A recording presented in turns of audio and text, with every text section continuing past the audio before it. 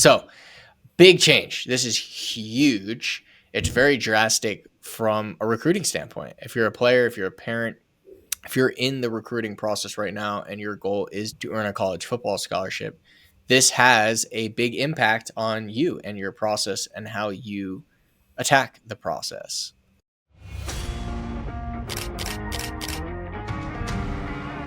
You're listening to the Football Scholarship Podcast, the playbook for parents and athletes who want to secure the best football scholarships possible. From securing a D1 football scholarship in the SEC at Ole Miss at just $5,700 myself, to helping 83% of the athletes I mentor achieve football scholarship offers and 42% going Division I. I've learned countless lessons that I'll be sharing right here with you. Join me and my co-host Brian Overton, who has 15 years of D1 college football recruiting experience, as we interview top experts, successful athletes, and discuss current recruiting trends. Together, we'll help you navigate the recruiting process so you too can achieve your dream of running out of that tunnel in front of 100,000 screaming fans. What's going on? This is Richie Contartesi and my co-host Brian Overton joining. We got a really good topic today, and we're going to be talking about the Rules Committee increasing scholarships from 85 to 105. It's a big difference. And what do we mean by this?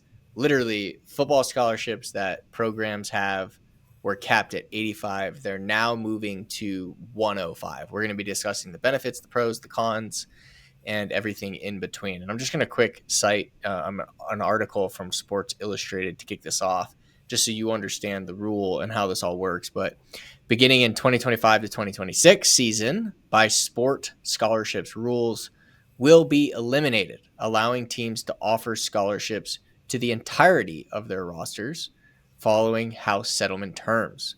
Football will see an increase of 20 scholarships from 85 to 105s. Schools will not have to be at the 105 limit until the season starts, which means teams will be able to carry more players into preseason camp. So, big change. This is huge. It's very drastic from a recruiting standpoint. If you're a player, if you're a parent, if you're in the recruiting process right now and your goal is to play college football, is to earn a college football scholarship, this has a big impact on you and your process and how you attack the process. So, Brian, let's start with you. What are your thoughts on this increase, and do you feel like this is something that's good? Yeah, I mean, huge shockwave, Richie, when they came out with this ruling. I had heard some things were coming down the pipe, through some colleagues, some former colleagues in the business. And, I honestly thought it was going to be a smaller number, to be honest with you. I had no idea that it would go over 100. That was a big number to me. And so, I thought about it a long time, and, I know mostly everybody, is probably going to say that's great, more scholarships for kids, and all these things. But there's so much more that goes into it than that. And so I do not think it's a good idea. And for, a handful of reasons.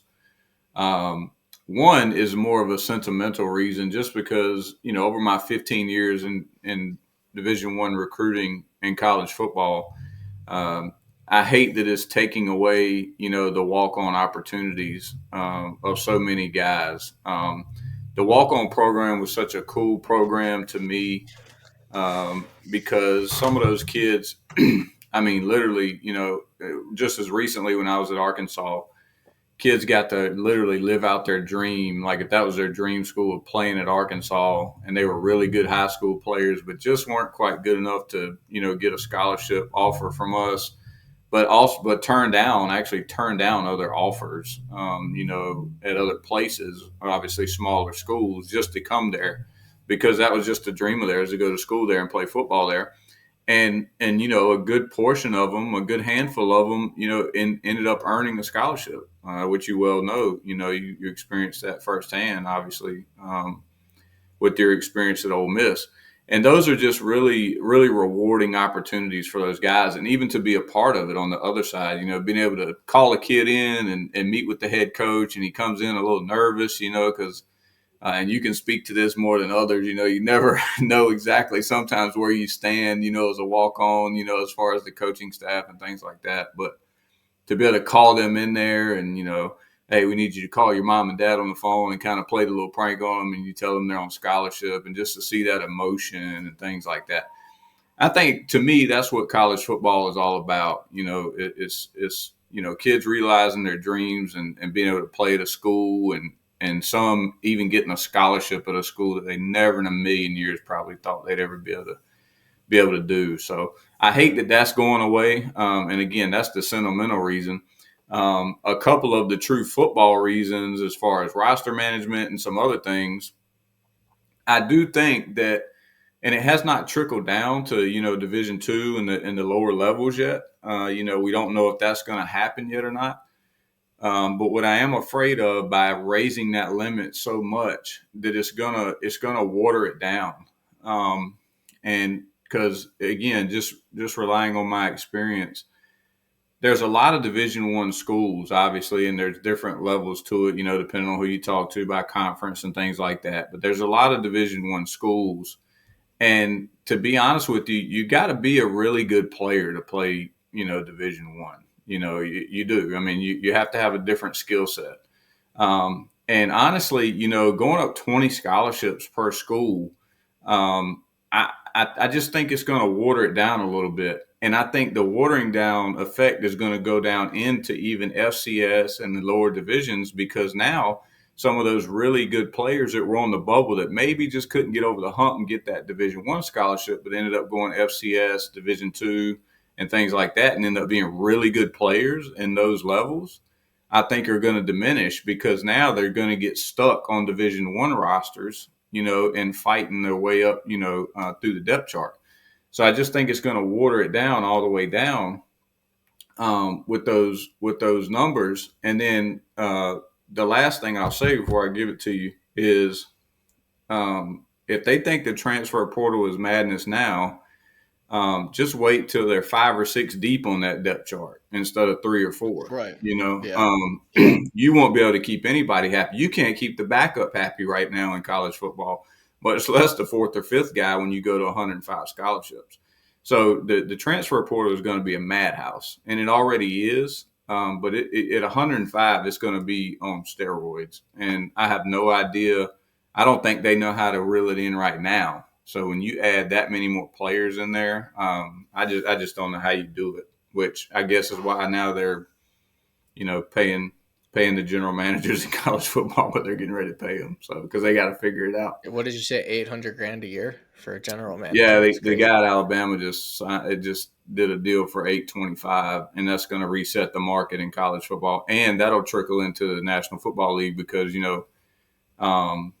those guys are a little off topic, but those personnel guys most of them don't get paid anywhere close to that, except Right. the general manager in the NFL. So that is a game-changing contract, but it's a lot on their plate now. They're going to get paid like coordinators.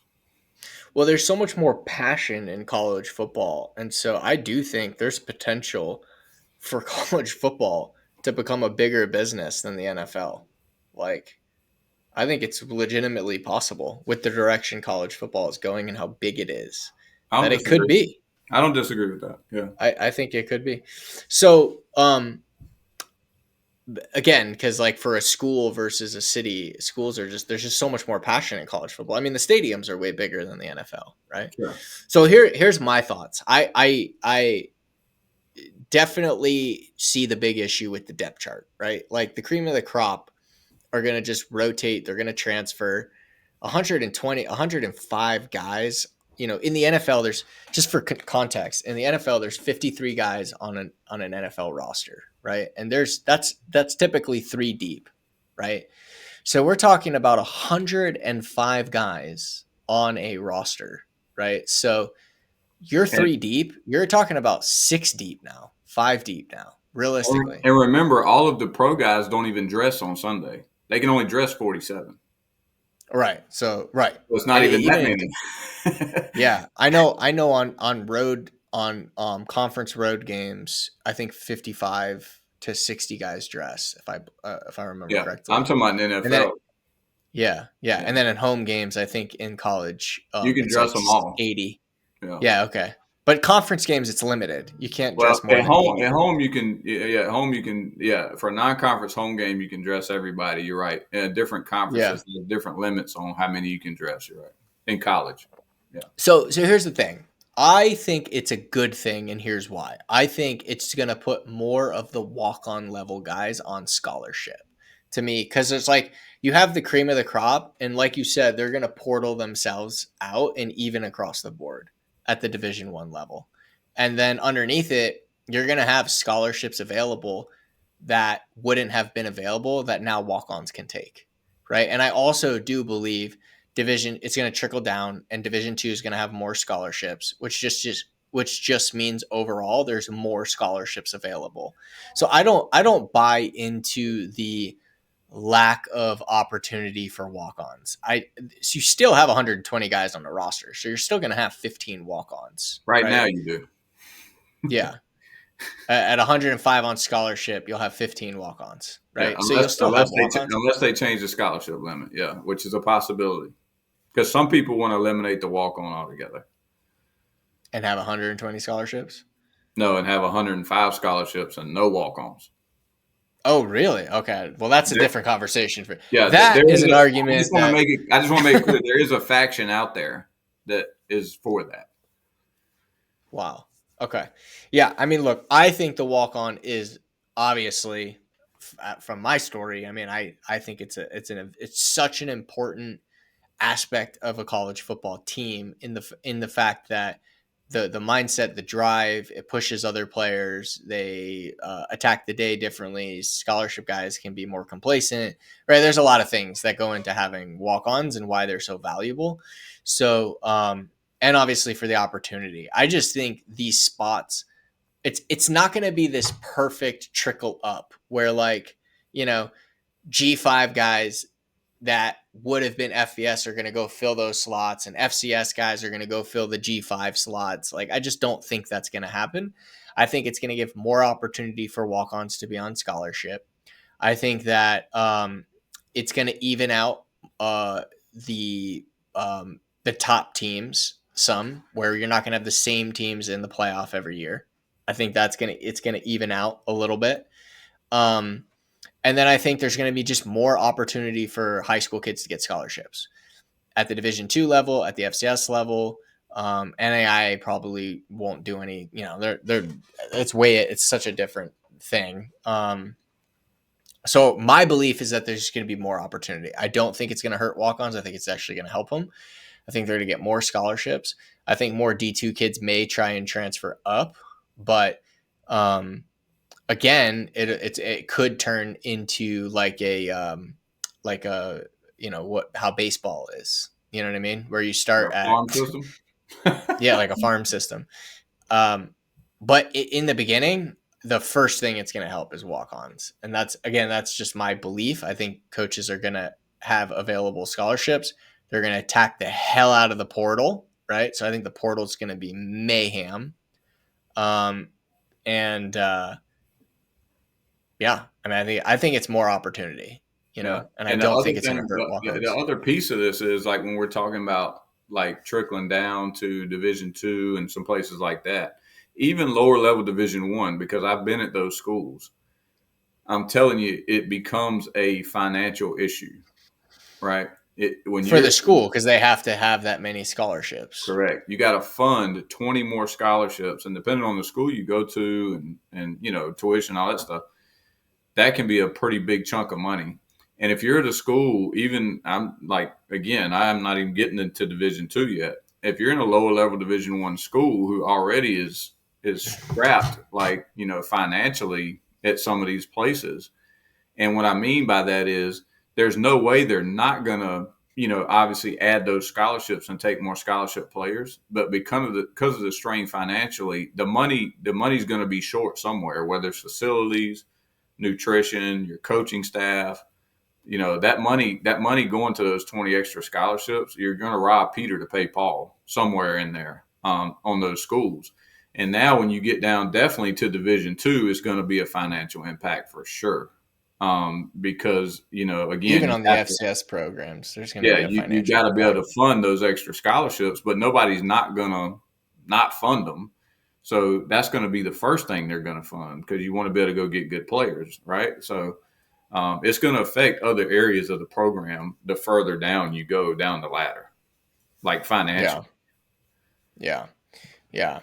Yeah, I mean, it's definitely, but again, for like as a parent and an athlete, like that's not their problem. You know what I mean? For them, it's more opportunity. No, no That's doubt. how I look at it. It's You just know what I going mean? I look at it. to, but it can affect the kid's experience at the school. If he ends up at one of those schools where you're robbing Peter to pay Paul, it may very well affect his experience. That's what I was more getting at than anything else. Because obviously it's not going to matter in the higher level Division I. It won't matter. They're printing money, so it won't affect them. One way or the other.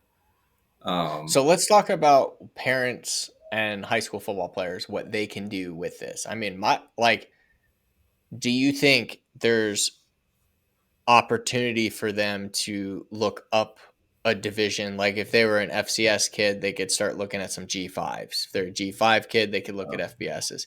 You know what I mean? I think there's an opportunity for them to now look at a little bit of a higher level and work their way up from a scholarship standpoint, not a walk-on standpoint, obviously. Yeah, I think initially, like, when we have, our guys, build their big board, I think you can add.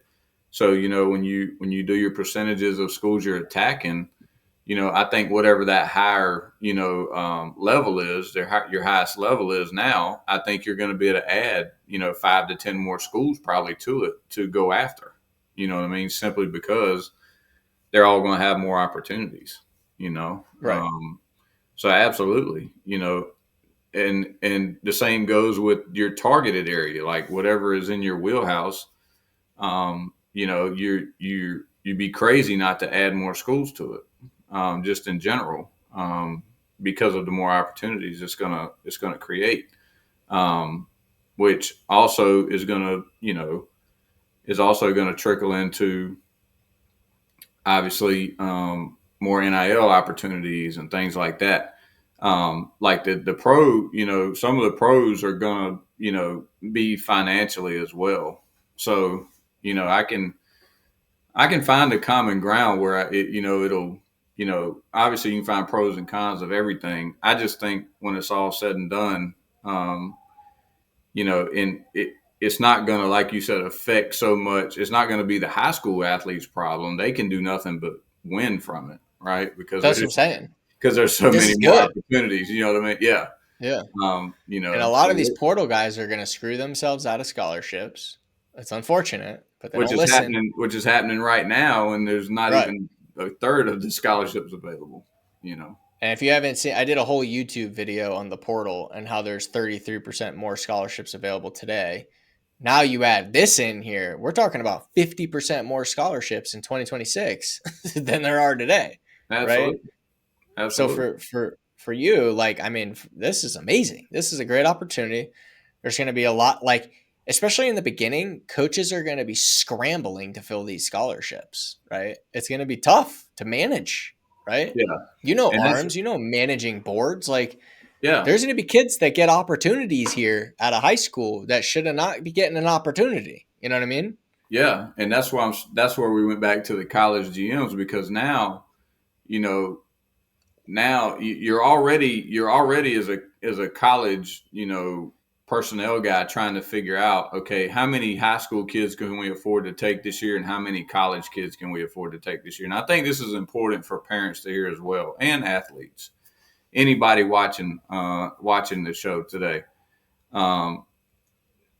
The measuring stick in personnel rooms around the country is, here's the amount of scholarships we have for this class. Okay, let's say 26, because it's the next big class coming. The 25s hadn't signed yet, but the 26s still have a full cycle of recruiting to go, because they have a senior year and they have visits coming up and all that stuff until they get to their signing day. Now with the 105 number, it's in the portal era now. 40 was not an ungodly number. 2 years ago, at Arkansas, going into we hit January. We had won the bowl game. We had beat Penn State in the Outback Bowl, and when we came back, you meet with all your players, you do all this, you do that. Well, by the time we turned around, due to the portal and graduation and attrition, I had 40 scholarships to fill. 40, between the signing class and the portal. Well, now, you get up there with your head coach and you've got 40 spots left. Well, now you decide based on your team situation, and in college football, let's be honest about it, do we need to win immediately next year, or are we in a good spot where we can take probably a few more high school kids? And that's how that number has come up with, So just 2 years ago, it was 40 for me in the transfer portal era with only, 85 scholarships. Well, it fast forward to today, if that same day was right now, it'd probably be 60. Right, 60 players that you got to fill in 6 months.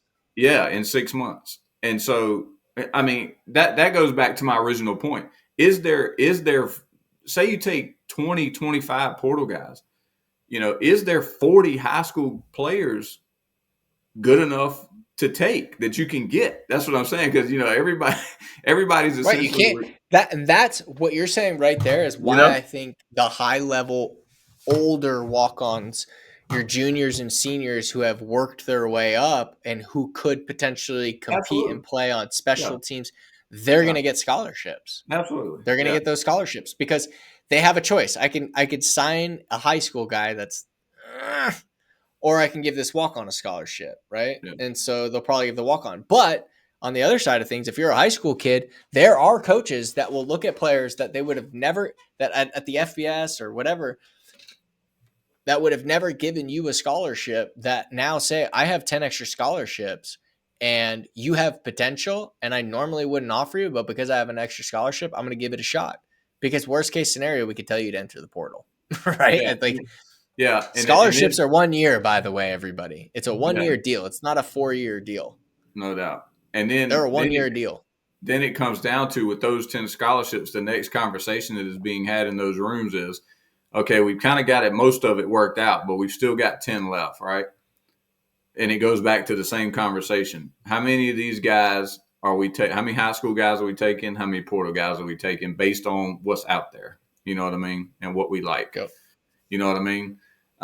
So when I get questions like that from parents, you know what I mean, and they want to talk numbers and things like that, there's no way that you can talk numbers because every school is different. You know what I mean? They attack it all a different way, and you can see it everywhere. You know what I mean? Like Dion in Colorado's in the news all the time. He chose to attack it through the portal, because I'm not assuming he has said it out publicly that he felt like that was the fastest way to get it turned around. They were a really bad program. They had struggled for a long time. One win, I think they had the year. Yeah, but the problem in doing that is if you do that multiple years, you can never catch up developing players at the high school level because your roster needs are so big every year that you keep having to go back. You know what I mean? So, and obviously your alma mater, Ole Miss, has done a really good job with it, I think, balancing that. You know what I mean? They're an example. Because they signed 22 guys this year. No, that's what I mean. So, there's some teams out there that really do a really nice job of mixing it up, and they're recruiting at a high level on both sides of it, like in the high school ranks and in the portal, because they have really good conversations like I just talked about, what are our needs right now? Like we need older guys right now at this position and this, to go this deep on the depth chart. And where can we go get a really good high school player that may be good enough to help us this year, but if not, he'll definitely be ready the next year.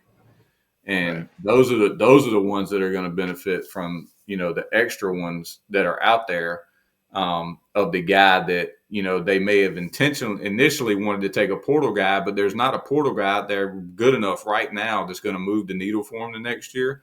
So they'll go on the high school guy, that they can develop for a year and get him in there and he'll be ready next year. and they don't have to worry about, paying him ungodly amount of money and NIL and all that kind of stuff. So all that stuff goes into it. Yeah, so if you're a parent right now, here's what you can think about. Or an athlete. Here's what you could think about and do to set yourself up to succeed with this new rule change. And Brian, you add, remove, but these are what I've kind of listed down. Is number one, make sure you're getting a true, real evaluation of your son's athletic ability and where he's at right now. Height, weight, context, highlight video, where he wants to go, goals, etc. Use this information to really determine what level of play is the best level for him, whether it's FBS, G5, FCS, and at each one of these levels, what are the best conferences for his play type, right? Conferences are different, right? I always look like, man, I really wish I would have went to the Big 12 instead of the SEC, but it is what it is, right? Like, these things matter. So make sure you get a real, true, good evaluation. And when you're looking at the percentage of time spent, so 50% of your time at the level you have the best shot, 30% at the next tier, 20% of the next, we're going to make adjustments to this, and we're probably going to go 20% at 50, 20, 20, 10 at the higher level that we wouldn't have gone to, because there's more scholarship opportunities. So that's the big thing for me, is to now stretch yourself a little bit higher. But still, you only, if you break your time into, I have 100% of my time, 50% is going to go to where I can get, for sure I can get a scholarship. 20 is going to go to the next level. It's a little harder. 20 is going to go like where it's really going to be tough. And then spend 10% of your time on schools where you really, you're going to get lucky, but you can get one coach to believe in you. And that's going to be at the higher level you wouldn't have attacked before. That's the opportunity that this rule change is going to give to high school athletes.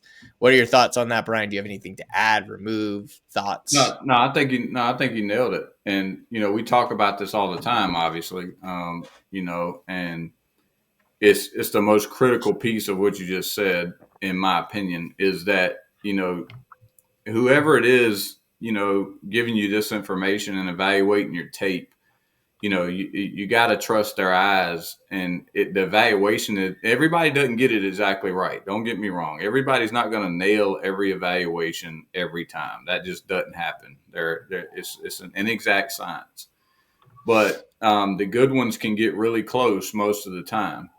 And that is the most critical piece, because you have to, in my opinion, at least be in the ballpark of your starting point, right? So when Richie's talking about breaking up that time, you at least have to be in the ballpark of where you're starting, matches your evaluation of your tape. And like you said, where you fit in, division wise, conference wise, whatever the case may be, where you start is critical. So be very cognizant of who is giving you that information, and just make sure that you trust that evaluation, and you trust their eyes, and they're giving you. And a good rule of thumb is for them, maybe to give you some good reasons why they feel that way, right? Don't just. I like that. Yeah. Don't just say, okay, yeah, I get it. Some people, there's parents out there, there's athletes out there, you just don't know what you don't know. But be very cognizant of asking someone, even if you trust them, their evaluation and them giving you an evaluation. Ask them why they say that, or why they are determining that you should be targeting this level or targeting this conference or whatever the case may be. And typically, you can kind of read between the lines if somebody's just kind of, throwing one out there on you, or if they, even if you don't know exactly what you're listening for, they typically will sound pretty intelligent giving you the answer. Would be a rule of thumb that I would say, for parents, if you're trying to really zero in on where to start your target and build out that time, of who to target. Yeah. Okay. Awesome. I agree. This is good, man. I feel like this is such a good topic, and it's so relevant right now. And like, if you're a parent and an athlete, I hope you got value from this and now can extend out and expand out your target, and who you're targeting, and hopefully have more opportunities to get to the next level, right? Which is, I actually released a video on YouTube not that long ago on shooting for the top and why it's important from a mindset standpoint. You think differently, you act differently, you perform differently. So this is a great opportunity for you to shoot even higher. So, Brian, anything else you want to add or anything? Yeah. I just want to throw in there, and to Richie's point, I'd be remiss if I didn't say this, because I just literally had a call with a kid today and his family that we are working with that's on our roster, and he, I want to go back to the point of the walk-ons being able to earn scholarships, right? He's probably going to get 2 really good opportunities as a PWO, a preferred walk-on, at 2 Division I schools. He is a target Division II, Ivy League, type player, right? As far as skill set, but he's on the bubble there. Where he's just good enough player where those 2 schools hopefully are going to offer him PWOs.